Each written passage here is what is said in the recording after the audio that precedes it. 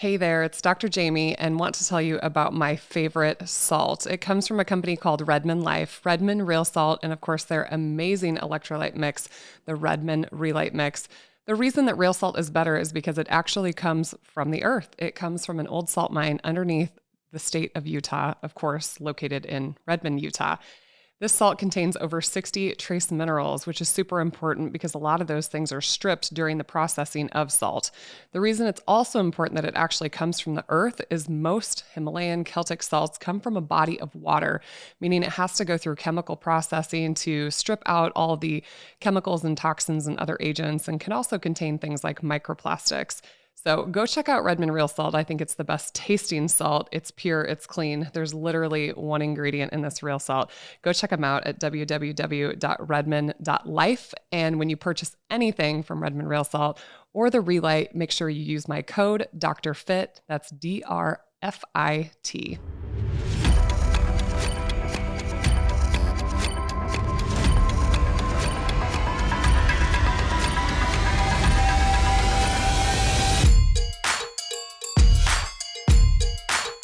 Welcome to the Fit and Fabulous podcast with Dr. Jamie Seaman. Hey everybody, it's Dr. Jamie and welcome back to the Fit and Fabulous podcast with Dr. Jamie Seaman. I'm super excited to bring you our fourth episode of this podcast. You guys have been so receptive to the first three episodes and have been so kind to leave all your reviews and all your comments on Apple Podcasts. We went top 15 that very first week, so let's keep the ball rolling. Well, I'm super excited to introduce our guest on today's podcast, and him and I had done a YouTube video a while back on one of his previous books, and I was super pumped to bring him back because I think the work that he does is very important to not only me as a physician, but for all my followers, and especially my low-carb followers and my athletes and the people that are really trying to do everything they can to optimize their health. So I want to introduce you to Dr. James DiNicolantonio. He is a doctor of pharmacy and a cardiovascular research scientist. He's super well respected internationally. He's known as a scientist and an expert on health and nutrition. He has contributed extensively to health policy. He's testified in front of the Canadian Senate regarding the harms of added sugars. He serves as an associate editor of the British medical journal's Open Heart, which is a journal published in partnership with the British Cardiovascular Society, and he's on the editorial advisory boards of several other medical journals. Dr. DiNicolantonio is the author and co-author of over 250 publications in the medical literature.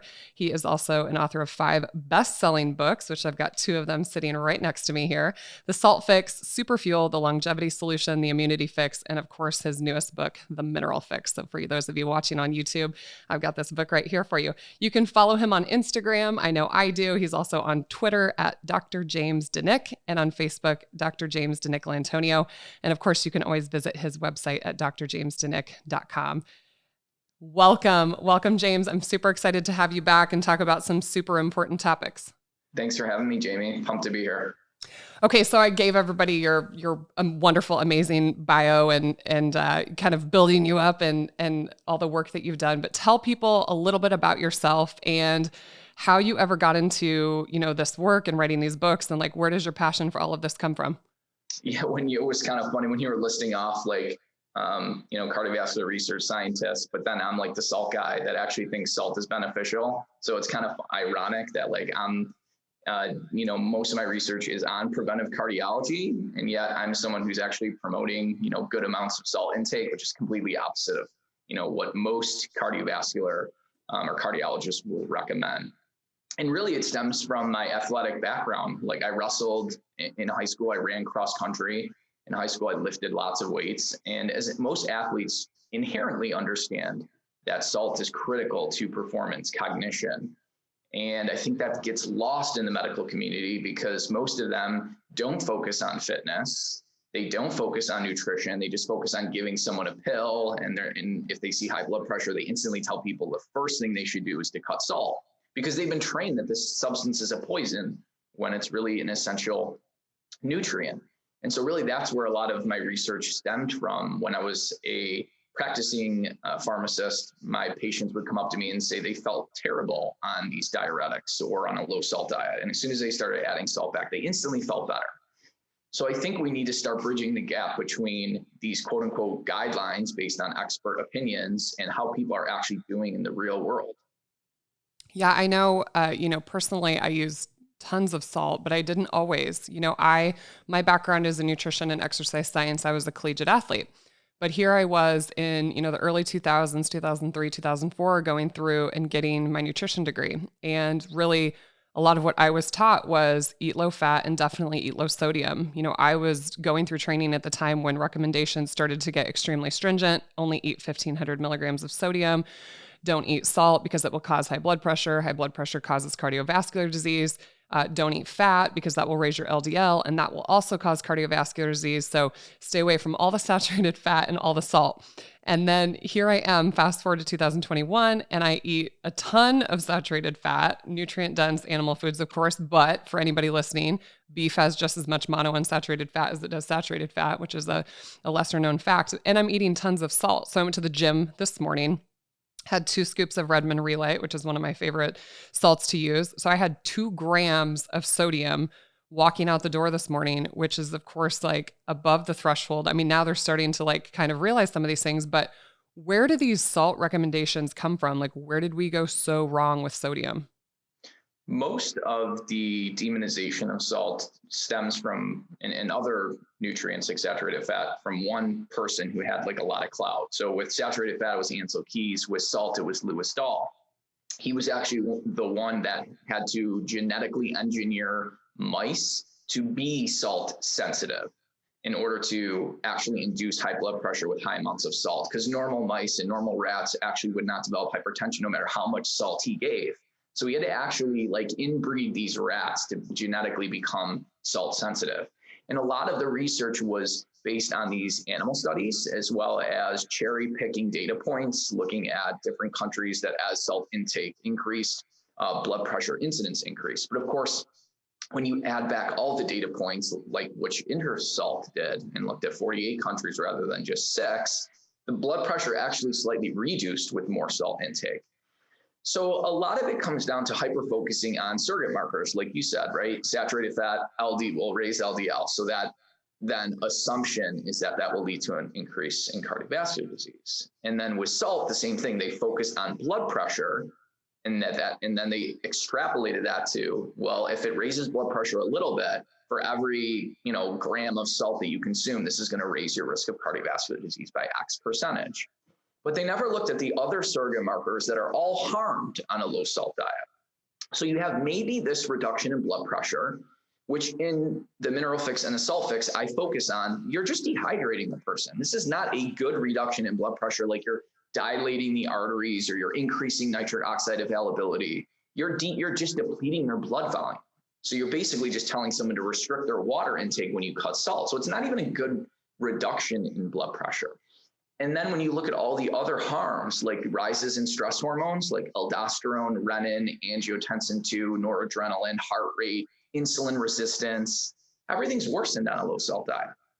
So when you actually then cumulatively look at the whole picture, there's more stress on the heart if you multiply blood pressure by heart rate on a low salt intake versus a normal salt intake. Yeah. I know when I first kind of got into this space, I did my very first post on salt and the importance of sodium as I started to really dive into the research, really for my own benefit at the beginning. And now, of course, for all the patients that I treat. And I treat so many patients that eat low carb, which the sodium requirements are even higher. So for listeners that don't understand the physiology behind that, essentially, when we talk about hydration, salt and minerals are super important because that's what tells the water to either stay inside the cell or outside the cell or be in the vasculature or out of the vasculature. And when you're in a low carb state and you aren't intaking, carbs and sugar, you keep insulin lower, and sodium loss happens in the distal nephron of the kidney, and it follows sodium. So it's essentially, we blamed salt for a lot of things when there were so many refined sugars and flours and other added carbohydrates in the diet. And of course, salt really got demonized. But I remember doing this first post on it, and one of my med school classmates, who was a cardiology fellow at the time, I could see his head spinning in the comments on my Instagram. Oh my gosh, you can't tell people this. This is super dangerous information. You can't, be telling people to eat this much salt. So is there a population of people that should limit salt, or how do we identify those people? The three main causes of salt sensitivity are low potassium intake, low magnesium, and insulin resistance. And when you fix those things, 99% of people can actually handle a normal amount of salt and would benefit from a normal amount of salt. So there's been studies where if they give insulin resistant people metformin, they're no longer salt sensitive because you improve the insulin resistance. So when you have elevated levels of insulin, you retain more salt. And so when you drop the insulin levels, like on a low carb diet, you flush out salt and water and you can become dehydrated. And so what's interesting is everybody always focuses too on hydration and that we're made up of water. We're not just made up of water, right? We're more like bags of salt water. Yeah, like a patient comes into the hospital, I don't hang a bag of water. I hang a bag of sodium chloride. Exactly. I mean, if you just infused water into someone's blood, you could kill them by causing low sodium levels in the blood because that'll push water into the brain. And so when we think about this from a physiological perspective, the same concentration of salt in our blood compared to other minerals, it's 90% salt versus other minerals. The exact same concentration as salt is in the ocean compared to other minerals. So we're just about a quarter of the concentration of salt in our blood compared to the ocean. So essentially, we are salt solutions. And so we lose salt through sweat. We don't just sweat out water. We lose about a half a teaspoon of salt per liter of sweat. And so we need to understand that hydration isn't just water intake. We need to be bringing in the salt as well to stay hydrated so we can exercise and things like that. Right, right.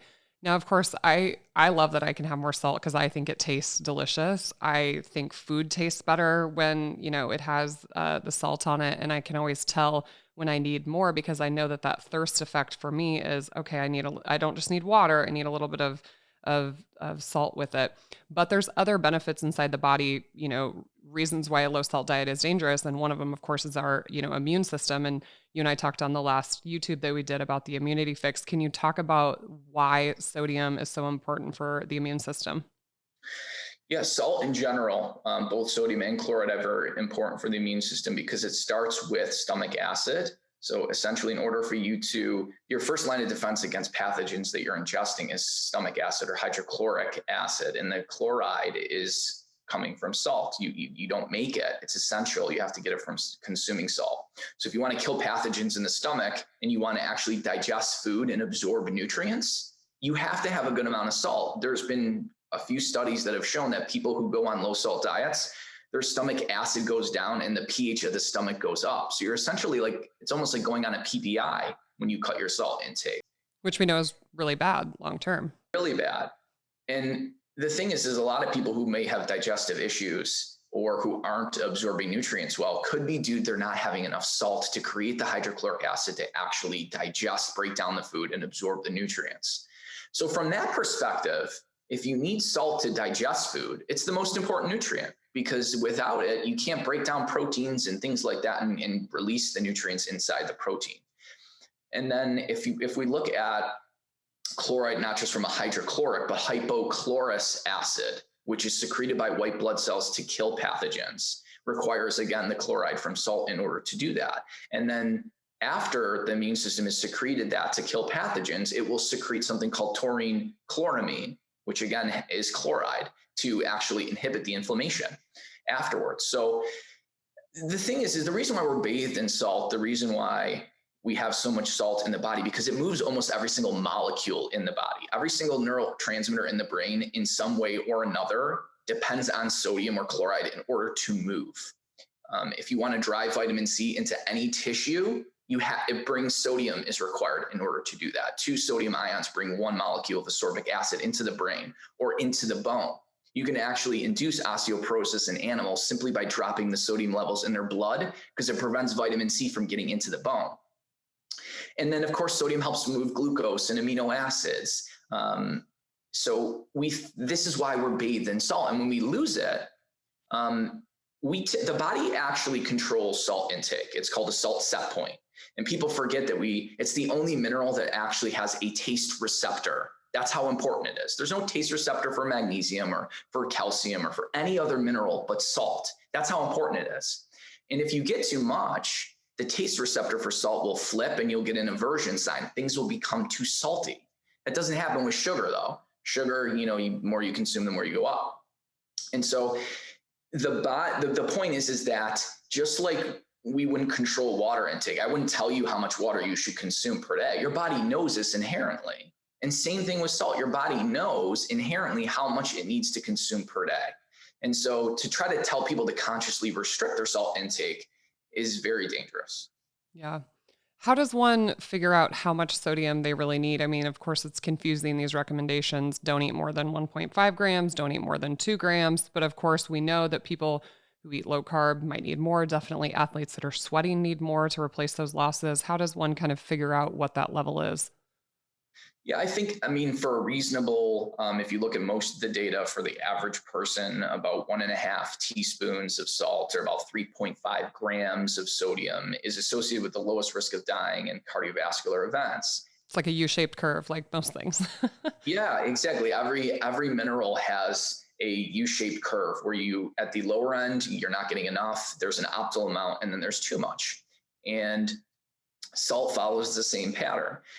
Lifestyle determines really how much salt you need. So coffee intake increases the amount of salt that you need. 4 cups of coffee causes on average an extra 1/2 teaspoon of salt loss, because the reason why caffeine in coffee is a diuretic is because it's actually a natriuretic.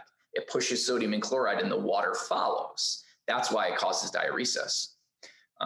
If you typically on average, if you're exercising, you lose about 1/2 teaspoon of salt per hour of exercise. But what's interesting is that if you want to acutely boost performance, you actually don't want to match the saltiness of sweat. You want to match the saltiness of blood, and you want to hydrate before you work out, because when you vigorously exercise, gastric emptying slows down dramatically, and you can't hydrate very well when you are actually vigorously exercising. The water and the salt will just sit in the stomach if you're exercising at like 70% VO2 max or higher. So you got to pre-hydrate. Like before performance, I would never do any type of vigorous performance in competition unless I had pre-loaded with salt and water. And the reason is because the main driver that inhibits vigorous performance is a drop in blood volume. This basically, there's about an 8 to 10% drop in blood volume within 5 to 15 minutes of vigorous exercise, because the blood is being pushed towards working muscle, and the blood flowing to the heart drops, and that increases, oxygen demand. And then as the body heats up, your blood now has to start pushing more blood to the skin to dissipate heat. So now your heart is competing with working muscle and basically skin dissipation to get rid of the heat. And so the blood volume drops very quickly that in the arteries that feed the heart, and that increases, oxygen demand and things like that. So you have to boost blood volume by like 8 to 10% before you start vigorously exercising. The only way to do that is to match the saltiness of your blood, essentially, which is basically like a full teaspoon of salt in around 22 ounces of fluid. And then some studies show actually going up to 4,300 milligrams of sodium in a full liter. And you start consuming these salt solutions about an hour and a half before exercise, and you slowly consume them over about 30 to 60 minutes. That can increase exercise performance by over 20 minutes. Like you can go 20 minutes longer cycling at a vigorous pace if you do these types of salt loads. And we actually learn this through astronauts. We learn to hydrate through sending people in space. This is really interesting because of the loss in gravity. So there's no force pushing on the blood volume. What would happen to astronauts is that their blood volume would shrink. And then when they would come into the Earth's atmosphere, where they actually have to function, like with logistics and things, they have this low, they would like end up passing out or, all these other issues as they're entering the gravity. So they were trying to figure out, how do we boost blood volume in astronauts? And that's how they actually figured out what type of salt solutions are the best to actually hydrate before exercise. Interesting. Super interesting. Yeah. It's funny, like the things that like Department of Defense, when exogenous ketones were first being studied on Army Rangers and Navy divers and things like that. Super cool. the things that we learned from those people. Okay, so of course, one of the most famous electrolyte drinks that was ever created for sports enhancement and performance, Gatorade, right? Of course, contains a lot of other things like glucose. But I personally think it's very underdosed as far as electrolytes. And when you were talking, I'm thinking to myself, okay, what did we do back in the day? I mean, I used to play 9 softball games in a day on a 98-degree humid, Nebraska day. And I'm a sweater. And, you would play the game. And then after the game, you're like, oh, let's drink a Gatorade and like replenish all the things that I lost along with a whole bunch of glucose, which depending on what type of athlete you are, glucose can be helpful. But when you were talking about preloading, like it actually increases performance. So interesting for anybody listening that's an athlete or has young athletes, that are going to be, played out in the summer heat. You really want to be getting those electrolytes in. You said an hour to an hour and a half before. And of course, people spend so much money on pre-workouts and these other things that they think are going to enhance their gym experience or going to give them more gains. But really, honestly, the cheapest pre-workout is salt. And before the newer electrolyte supplements, came to market, I literally used to take the salt shaker and I would just put kind of a dime size, quarter size. I would kind of go by like, once again, like what I felt like my body was like craving or needed or tasted for. And I would literally just put it in my hand and I would just throw it down the back of my throat. And then I would chug a glass of water and I'd walk out the door a couple of minutes later to go to the gym. Now I can't wake up an hour and a half earlier. I work out at 5 a.m. So I take my salt like at 4:30, but that's the best I can do. So if somebody, let's talk about like Gatorade and electrolyte supplements. There's other things that are lost besides sodium, including minerals, which is another thing I want to kind of segue into is to talk about your work with minerals. What other things are really lost when you're sweating that much? There's 5 main minerals that are lost in sweat in a clinically significant amount. The first one, we'll just call it salt, sodium and chloride. It's technically 2 minerals. Then there's copper, selenium, iodine, and chromium. And chromium is interesting and very clinically significant because the bioavailability of chromium is only 1% from diet or supplement. So if you lose 1 microgram of chromium, or let's say 7 micrograms of chromium, because that's actually how much you lose in about an hour of exercise, you need to consume 700 micrograms to replace that loss because the bioavailability is so low. So when I was doing research for the mineral fix, that one really stood out. And when you start, like a lot of wrestlers will put on like those garbage bags, when you start doing stuff like that, where you start wrapping yourself in whatever it is to increase sweat loss, the chromium loss can actually go up 100-fold, which is really scary, which is why a lot of these people are like near death when they're trying to make weight and stuff, because they're pushing out so much electrolytes and fluid. And it's just terrible for your health. And these athletes continue to do this constantly. And that can deplete the bones. And now we're seeing all these bone breaks and like MMA and all these other things. There's only been 4 bone breaks ever in MMA history. And they all happened, I think, in the last like 3 years or so, or 4 years. I think it was like Weideman and Anderson Silva. And then of course, Conor McGregor. Yeah. And it's like, who knows if all these minerals that are being lost through sweat is depleting their bones, which it probably is, to be 100% honest. Right. Gosh, that's interesting. Okay. So when I was reading the mineral fix, as the physician, I talk about nutrition all the time and I'm trying to teach patients concept of like calories and macronutrients and micronutrients, right? But what's crazy is when it comes to minerals, there's macro minerals and micro minerals. And this is straight out of the book, you guys. 1 out of every 3 people in the United States has at least 10 minerals that they're deficient in. That's kind of a mind-blowing statistic. And obviously you can hear why. And chromium, when you were talking about chromium, is related to insulin resistance. And it's crazy for me because I was like a 3-sport athlete and then became super insulin resistant, and you never would have known it from the outside, and then became hypothyroid because of my insulin resistance. And a lot of this, it's just like a domino effect inside the body when like one thing is deficient and it starts dragging on another system and another system. And oh my gosh, the human body is like super humbling because it's all connected. It's all connected. But I was also looking, you had quoted a study back in here from 2001 that looked at the most common mineral deficiencies. And we talked about sodium and how important it was, but that's actually number 12 on the list out of 12, like only 6% of people, being sodium deficient.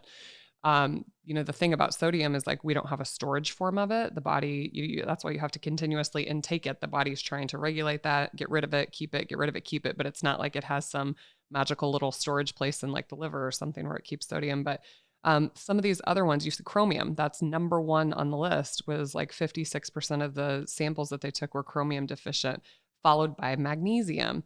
So can we talk about magnesium a little bit? Because I think that's probably kind of more at the top of my list for people. I recommend it a lot in my medical practice. So let's talk about magnesium a little bit. Why is it so important? Yeah, so I mean, in general, minerals run the show. If we are like biological computers, our tech runs on minerals, and magnesium is so important because it's involved in over 600 enzymatic reactions. And it is required as a cofactor for a lot of enzymes to work. And for example, you and I, we both love a certain form of magnesium called magtine, right? Magnesium L-threonate. And that's because that is the only supplement that actually increases magnesium in the brain. But it's magnesium in the brain that is needed to actually create things like melatonin so you can sleep, serotonin, dopamine, noradrenaline, the three feel-good neurotransmitters. So, mental health, mood is completely dependent on magnesium in the brain, but other minerals too, zinc, iron, copper, calcium, those are important too. In the steps that convert serotonin to melatonin, those enzymes all require minerals and vitamins. So when you think about it from this perspective, like you were saying, like so many things deplete us of minerals because of these chronic disease states, whether it's insulin resistance or inflammation or leaky gut, and you can't absorb them well. And now all your enzymes start dysfunctioning, and that can lead to tremors or muscle cramps or depression or whatever it is. So we need to just be conscious of trying to get optimal intakes of minerals. But it's difficult because our foods are depleted in them. Processed foods are completely stripped of them. And numerous disease states cause minerals to be depleted. And so it's like, well, how do I even know if I'm deficient in minerals? And a lot of people have demonized, like, blood levels are terrible. Yes and no. Blood levels, what's good about them is we know that they try to be consistent. So if you are depleted, there will be a drop. You just usually won't drop into the deficient range. So you got to know what the optimal range is. And so Inside Tracker has some tests that actually give the optimal levels. And I've looked at their ranges. You mean for serum testing, right? Like we're talking about getting your blood drawn? Mm-hmm. Yes.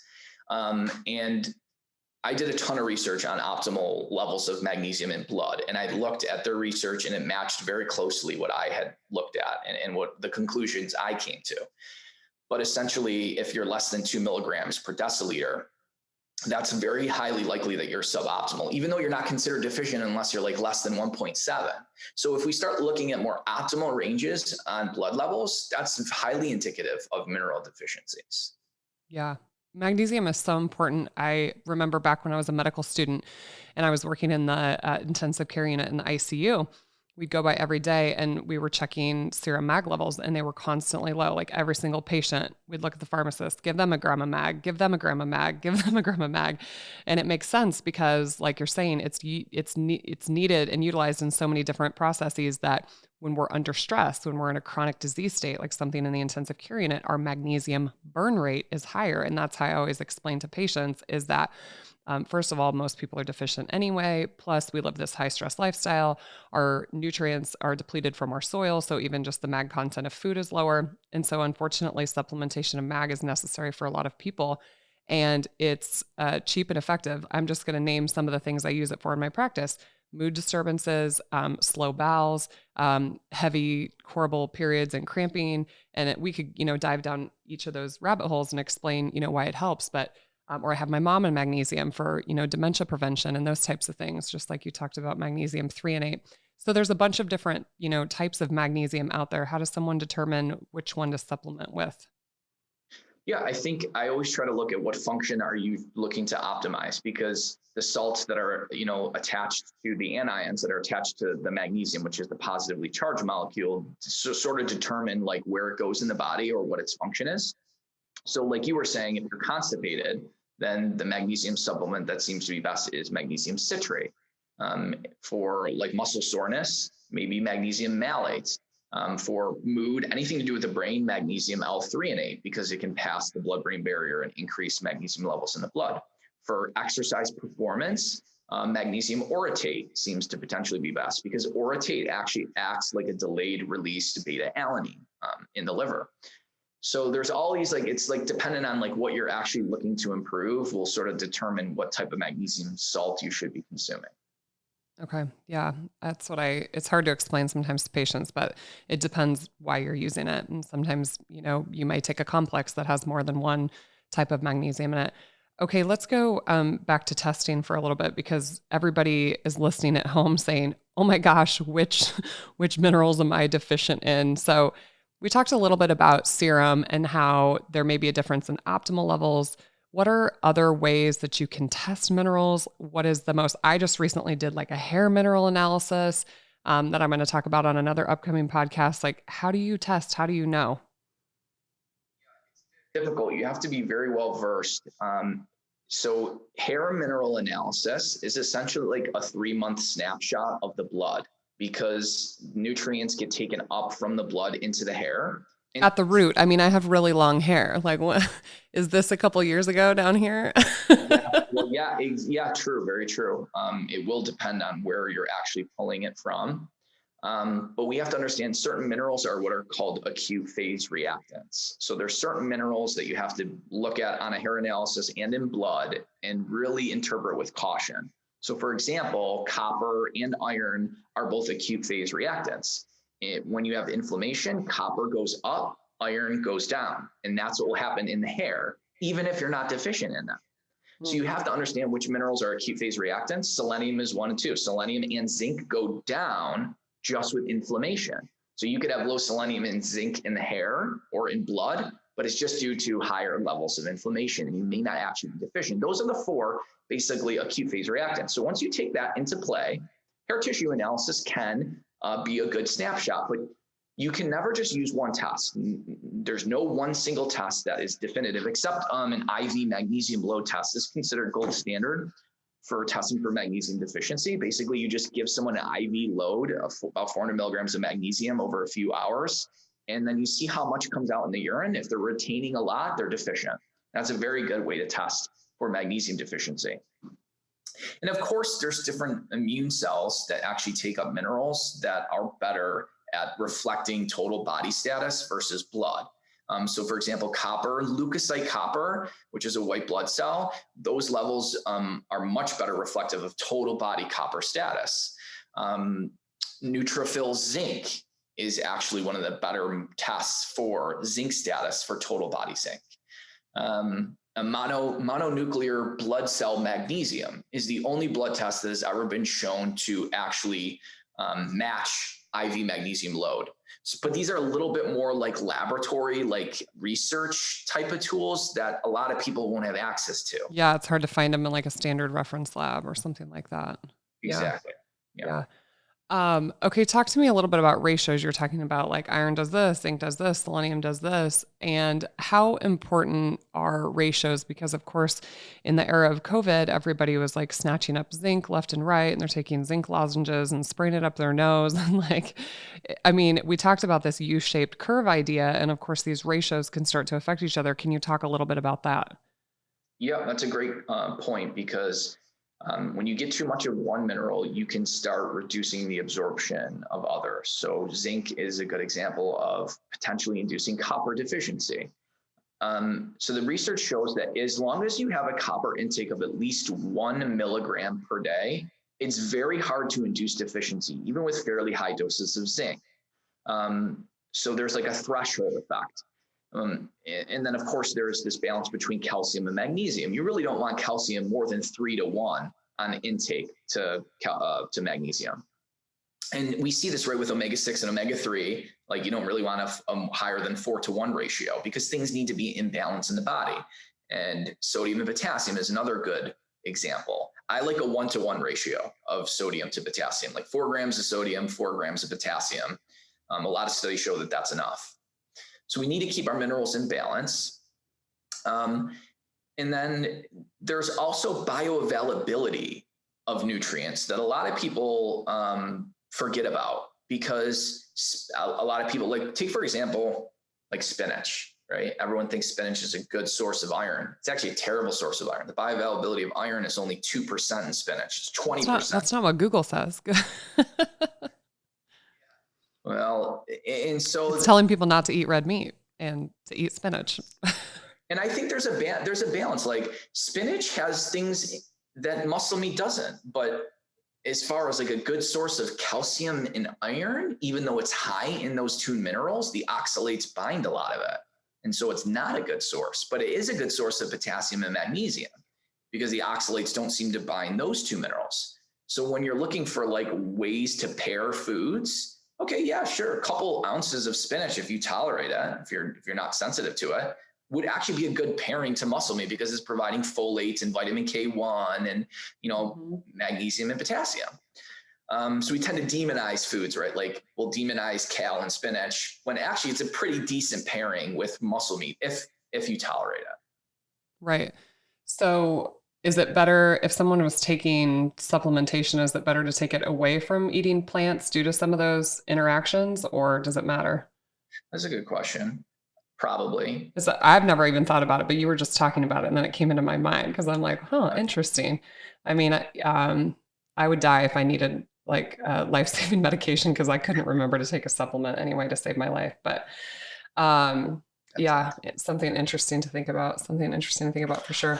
Okay. So we talked about testing and we talked about supplementing with minerals. What other big things can you think about when it comes to let's talk about water, because somebody asked last night. I was on a call with a coaching group that I'm in, and we have these water filters now and these like filtered water bottles, and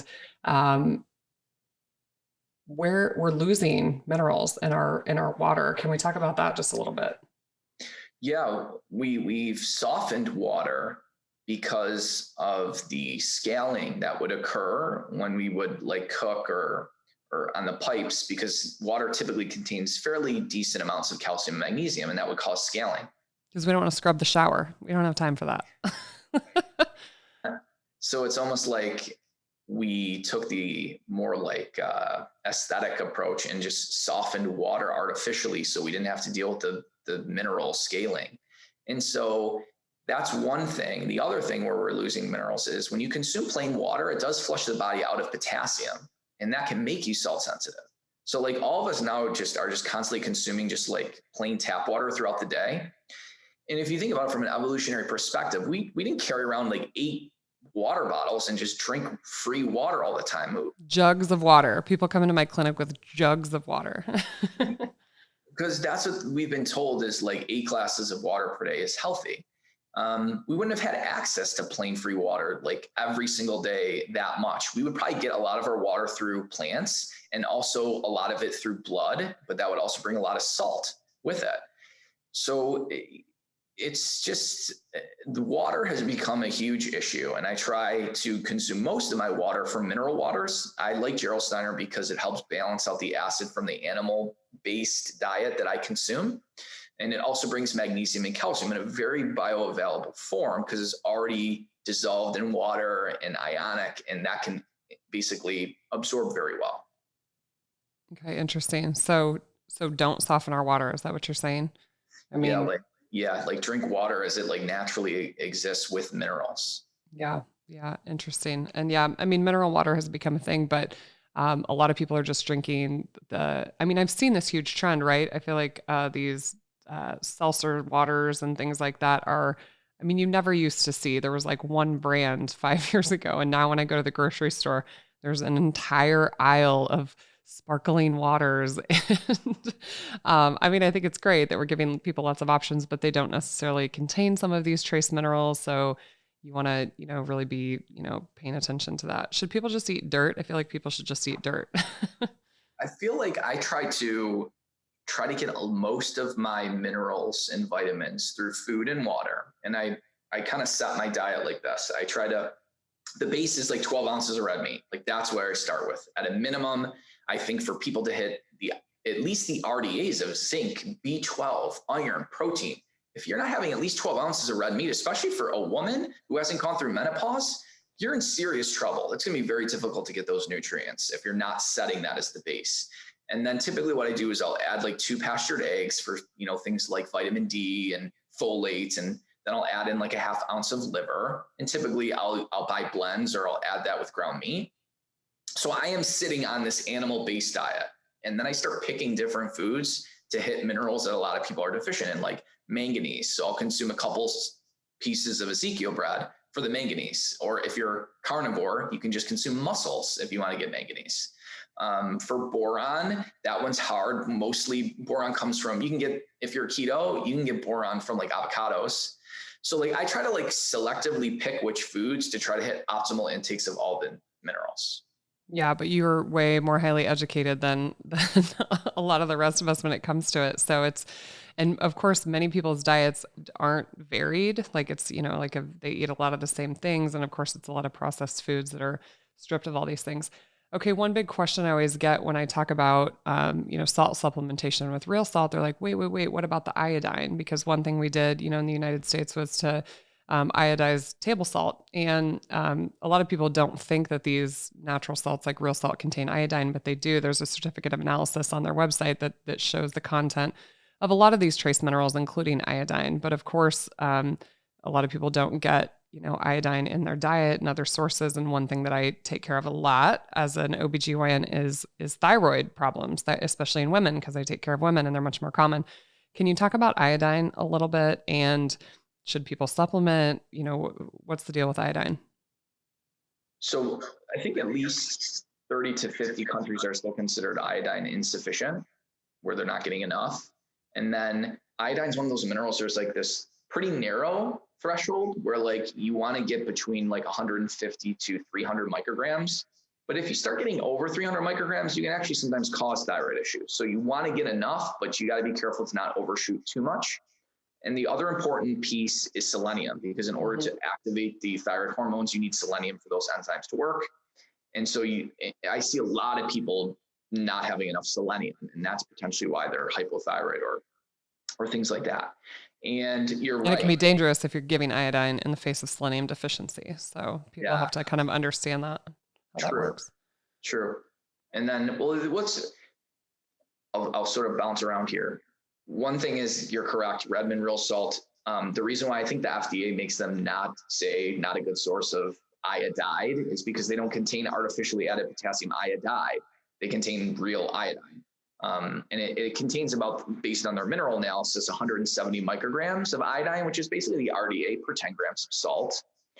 And the other thing I wanted to mention is that your mineral status directly determines how well you will prevent the absorption and the damage from heavy metals. So we can't get away from heavy metals like cadmium, lead, mercury. For example, the selenium content of fish is very, very important. Even if the fish is fairly high in mercury, if it has a really high amount of selenium, then it's not as damaging as a fish that has a lower amount of mercury, but very low amounts of selenium, because the selenium is essentially an antidote to mercury. So it's interesting how nature gave us these minerals to actually be antagonists of heavy metals. Okay, interesting. So another thing that we did in the United States was fluoridation of water. So adding fluoride to prevent tooth decay and dental mineralization. But when you look a long time ago, ancestrally, like people didn't have bad teeth. They had great teeth. And of course, the advent of added sugars and things like that are causing such an incredible amount of tooth decay. But there's so much controversy with fluoride. People think we need to pull it out of the water system. Talk about fluoride for me just a little bit. Yeah. So topically, if you were to put fluoride on the teeth, that does have some evidence for preventing dental caries. But to actually have public recommendations and to infuse the water that you ingest orally with fluoride, hoping that it'll get on the teeth and prevent cavities, numerous review articles have shown that the benefit to risk ratio is not even close to being there in regards to the harms, like the lower IQs and potential other neurological issues that have been associated with drinking water from fairly high concentrations of fluoride. So the best way is not to drink fluoridated water for preventing dental caries, brush your teeth, right? And then like it should be topically on the tooth. You shouldn't have to drink it in order to prevent dental caries. So should you use fluoridated toothpaste? I think there's more evidence and more of a benefit to risk ratio than drinking fluoridated water. But I typically just try to go with like more either, Redmond has an earth paste, or there's more natural ways like micro or nanoparticle, like apatite crystal type of toothpaste. I try to do more natural toothpaste. Yeah. Yeah. Some days I kind of wonder, like, where did toothbrushing come from? Like, I have dentists in the family. Their heads are probably spinning right now. Yes, please brush your teeth. Okay. Okay. Let's go back to, everybody always says I have nice teeth, but I really just think I'm genetically blessed a little bit. I mean, I take care of my teeth. I would probably get a F- for flossing, but yeah, I'm a huge fan of the natural toothpaste, and Redmond actually has a new one coming out that has silver in it. What do you think about that? Oh, that's cool. Yeah. I mean, I know topically silver is a very good antibacterial, so that could have something to do with that. Yeah. Okay. Can we go back to heavy metals for just a second? Because I have patients sometimes that come in and they've had like some sort of testing done, or they're going through like chelation therapy with this outside provider. Talk to me about heavy metals. Like, how does somebody know, like, how do you test for that or know if you have like toxic levels of heavy metals? How would one know? For things like lead, urinary tests will tell you acutely if you're intoxicated. And then blood levels too can tell you as well. Yeah. And I live in a very heavy lead. We have a lot of lead in our soil here because there used to be a factory, and so it's in our soil, and all kids, I don't know if this is just Nebraska, but like my 3 girls, they all get tested for lead like at age 1. It's like a state mandate. Gotcha. Interesting. Yeah, I mean, but those are only acute tests. Like if you've been acutely exposed to get at long-term exposure, actually hair analysis is the best. Hair analysis is actually much better than mineral analysis because there's really no functions for these heavy metals. So if you truly do have an overload, they accumulate in the hair. And there's very good data that hair analysis for heavy metals is a very good indication of heavy metal overload. Now, the chelations and things like that, you got to be careful with, because you could be pulling the heavy metals out and actually releasing them and causing issues and actually causing kidney damage. There's actually not a whole lot of data supporting the whole chelation type of therapies for heavy metals. Yeah. I think just increasing your mineral status is one of the best ways. Like zinc is one of the best ways, a fairly high zinc diet, which again is red meat, is one of the best ways to counteract cadmium toxicity. Yeah. More reasons to eat red meat. Okay. Interesting. And then sauna, right? Like sauna therapy is a really good way because we sweat out some of these heavy metals. That was a good point. I totally forgot about sauna. Not only heavy metals, but phthalates and BPA, even flame retardants. And you can push those out through sweat. Interesting. But make sure you replace your electrolytes. And then, maybe it was Rhonda Patrick. One time I was listening to one of her talks about sauna and heavy metals and sweating them out. That basically after you get out of the sauna and you have all this sweat sitting on your skin, you should go take a shower and use like a very, gentle cleanser, nothing with like chemicals and all this crap in it, but, go rinse off your body and use just a very, gentle cleanser on the skin, because otherwise they're just sitting on your skin and can get reabsorbed. Yeah. Yeah. Okay. Super interesting.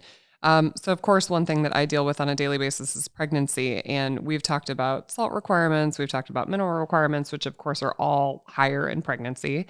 And iodine, super, super important one for preventing normal cognitive function in your babies. And many prenatal vitamins, don't contain this, and the needs are higher. So just such an important issue in my world. And one thing I've experienced is pica. So where a woman will come in literally like eating dirt or I've seen a woman who came in eating like baking soda. The body is so incredibly smart. And I think when you're deficient in some of these things, it will drive people to do very interesting things like this. Or a lot of times they'll chew on ice too. And I think it's personally due to some of these mineral deficiencies. Have you ever heard about this? Yeah, absolutely. So in the Sulfix, I uncovered a paper published in the Lancet. I think it was on like 1,000 or something pregnant women. It was pretty wild, but they basically split them in two, and they gave the pregnant women upwards of anywhere from 100 to 400 grams of salt, versus the other group basically got like your low salt recommendation. Like the miscarriages, the preterm labor was like double in the low salt group versus the insanely high amount of salt group. And that's because you are pushing blood towards the baby, and so your body has a lot less blood volume now. So you're feeding two beings now, and so the salt needs for most pregnancies are dramatically increased. Like typically, what a lot of the studies show is like twice a normal salt intake helps with keeping blood pressure normal. A lot of these preeclampsia and things like that probably are driven due to salt deficiency. I think salt deficiency and hyperinsulinemia. I think it's just like it's a two-factor combo. And when I went through training, nobody talked about hyperinsulinemia being a cause of preeclampsia, which is something I was seeing, on a daily basis during my training. And then when I got into low carb world and really started doing so much research on pregnancy and pregnancy related nutrition, and I'm finding all these studies on hyperinsulinemia and its, correlation with something called, preeclampsia. And then of course, the treatment that we give to women to prevent eclamptic seizures is IV magnesium. I give a lot of IV magnesium sulfate to help prevent seizures in these women. So it's such an important topic. So anybody out there that's listening, that's, in the preconception phase, wanting to get pregnant, these things are super, super, super important. Okay. So, supplementing is great, but I'm such a fan of getting your nutrients from your diet in the most bioavailable form possible. So we've talked about how amazing beef is and the nutrient content of beef, but what other like superfoods can you think of? And of course, they can be animal, they can be plant foods, but what other superfoods can you think of? Because you have like a whole chapter on this in the Mineral Fix. I would say wild salmon or sardines are a superfood because they're going to give you more of the omega-3s, which are really important for helping with delayed onset muscle soreness, reducing heart rate, improving muscle protein synthesis, and obviously associated with like a lower risk of almost every single type of disease, having higher blood levels of omega-3s, particularly a lower risk of sudden cardiac death. So what's really interesting is that actually land meat, like pastured meat, is high in something called DPA, docosahexapentanoic acid. And about 30% of DPA actually gets converted to DHA. So a lot of people have always been like, man, like, how do I get DHA? Like if I'm not eating fish, you actually get a fairly amount from the conversion of DPA to DHA, but it's still, of course, always good to also add in the, preformed EPA and DHA too, because it does seem like 3 to 4 grams of EPA and DHA per day is optimal for numerous reasons. Interesting. Super interesting. And of course, there's so much individuality. Like when it comes to these things, I got down the rabbit hole of doing SNP testing and genetic testing on myself and found out that I had, an enzyme. Like I don't convert vitamin A from plants well. I get it better from animal foods. I have an enzyme where I don't convert thyroid hormone to its active, form very well. I don't convert plant omegas. So like ALA and EPA. So I have to get more animal sources, which is funny because I feel best eating mostly an animal-based diet. And after I did all this, I ate that way first and then did this genetic testing. I'm like, okay, this is so interesting. Like, this is why I feel good eating this way. But of course, it's so individual, like how people will respond and absorb and the way that they, utilize things. So can we get back to coffee and tea? It's such a controversial topic. People are like, oh, drink coffee. It's like a superfood. Or tea, it has polyphenols. But then of course you had talked about how, it can cause dehydration. So what's the deal with minerals when it comes to coffee and tea? Yeah. So I think with minerals, the biggest loss will be sodium and chloride. And actually, chloride is lost even more than sodium with coffee, caffeine, even tea. But tea isn't super high in caffeine. I think tea is about 1/5 the caffeine as coffee. So, if you're sort of looking for a little bit of a kick, but not the mineral loss, then tea's a better way to go. Although I enjoy coffee much more than tea. And then there may be, if you are like a postmenopausal woman and you're not consuming a good amount of calcium, there is a decent amount of calcium that is lost with coffee and caffeine intake. So that's just something to bear in mind. Now, the other nutrient that's probably lost through caffeine and coffee intake is taurine, the amino acid taurine, because it follows sodium. So if you flush out the kidneys of sodium, which happens with coffee, then you're preventing taurine from being reabsorbed with the sodium. So your taurine levels may need to go up. And actually, fish and things like that are one of your best sources of taurine. Okay, interesting. Can you talk for just a minute about cooking methods of animal foods and plant foods and how that affects nutrient content, vitamin, mineral content? Mm-hmm.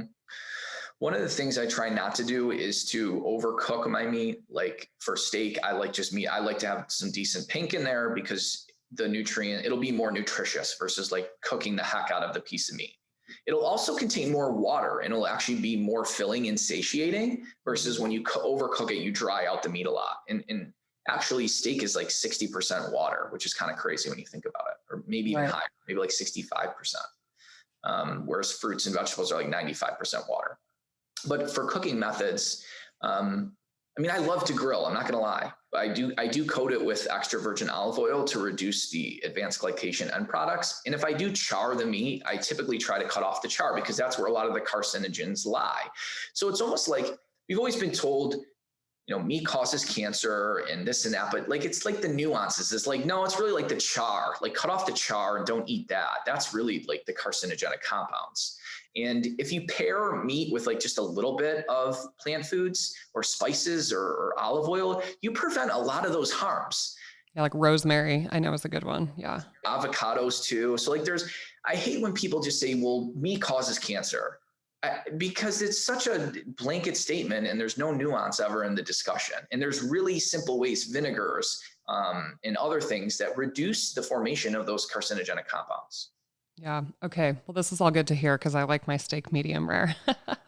And then, so with plants, when it comes to plants, though, of course, to reduce some of like the plant toxins and things like that, you should ferment and cook. And I mean, is that true? I mean, or do you lose a lot of minerals when you boil your broccoli or whatever? You'll lose it if you are boiling, correct? Which is why, like, if I cook spinach, I always drink the juice because that's where a lot of the potassium is going. And even with cooking meat, you do lose some potassium in the juices that are lost, but not. Animal foods are going to have much less losses in nutrients compared to plant foods. So yeah, I think that you cook away a lot of lectins, like, so if you're consuming raw vegetables or raw, like nuts and things like that, they're going to be higher in lectins than cooked nuts or roasted nuts per se. And so, yeah, a lot of people can't tolerate plant foods because their guts are messed up as is. And you start throwing very fibrous foods into their gut and these other compounds, gluten and things like that.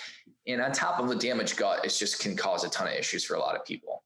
Yeah, I think it'll be interesting to see how the microbiome research plays out. Have you been following like a lot of the new research? Like, do you think like our microbiome probably influences some of our requirements of these minerals and macro and micro nutrients? Yeah, it does. I mean, our microbiome has a dramatic effect on, how we absorb nutrients, if we can convert certain nutrients like K1 to K2. And the microbiome is influenced by like omega-3 and omega-6. If your diet's very high in omega-6, you'll start producing the bad gut bacteria. Yeah, I think, it really all boils down to what you're ingesting, how that's damaging the gut, and then things can start leaking into the systemic system and cause massive issues. But it all comes from what you're putting in your mouth, essentially, for most people. That's where the problem lies. Yeah, I totally agree. Okay, one thing you said, you had brought up some of these myths like red meat causes cancer. And there was an interesting study that just came out, I think it was even yesterday, talking about how it was this meta-analysis of all this nutritional research showing that red meat, once again, people who eat red meats and processed meats have an increased risk of cardiovascular disease. And I'm, starting to like pour through it. And of course, these are like 24-hour food frequency questionnaires. And because you're in the world of looking at editorial journals and publications, and you read a lot of research. Can you dumb it down for the listeners just a little bit? Like, what is the problem with nutritional research? Why are we all confused? Why are we all at each other's throats about some of these different topics? The only way to know if a certain nutrient affects an outcome is to actually pretty much do metabolic ward studies, where you literally confine people and you give them the food and it's identical, with the only difference being, let's say, red meat versus not having red meat. So we'd take you and I and all of our friends and we'd shove them in this like wing of the hospital and we would serve them food on a tray. Yeah. And some of these studies actually looked at prisoners too, because essentially it's like a metabolic ward essentially.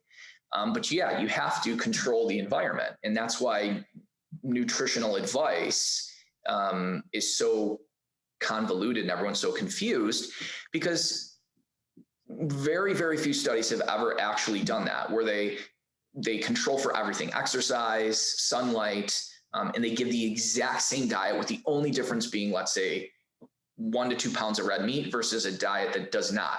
They've never done that before. That's the only way to actually prove that red meat causes cancer or that salt causes high blood pressure. They don't ever do that.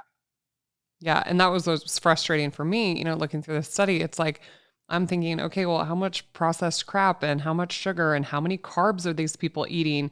And when it comes to these food frequency questionnaires, just because somebody ate something in the last 24 hours doesn't mean that that's normally what they eat. And plus, my memory is really bad. If you asked me, like, how many eggs do you eat per day on average over the last 365 days? I don't know. Some weeks I eat a dozen. Some weeks I don't eat any. There's just so many inaccuracies associated with these studies. And the unfortunate part is when they come out, people are just headline readers and then people reshare it and reshare it and reshare it. And then my patients come in confused. Wait, I'm supposed to eat salt? Oh, I'm not supposed to eat salt. Red meat causes cancer? Oh, now you're telling beef is good for me. Oh, eggs have too much cholesterol. I mean, you can literally find an argument for either side if you get on the internet and search around. It's very true.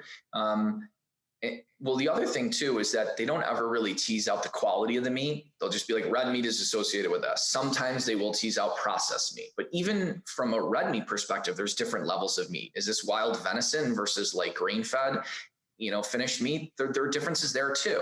So I do think if you can limit your intake of processed meats, that's probably better, and try to consume more grass-finished meat. Yeah. Do you think it makes, I'm always thinking to myself as a clinician, does this make a clinic, is this clinically significant?